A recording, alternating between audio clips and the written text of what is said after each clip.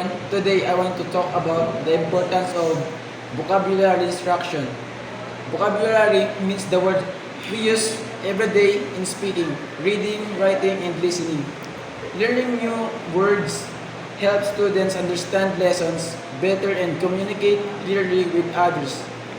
Vocabulary instruction is important because students with a good vocabulary become more confident in class and they can answer questions, express ideas, and participate in discussion without fear, and also improve reading, comprehension, and writing skills.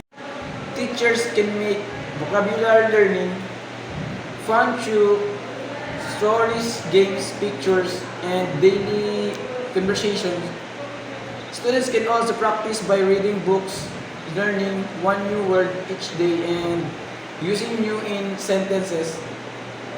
Good vocabulary skills are not only used in school but also in real life. They will us communicate better, build confidence, and prepare for future careers.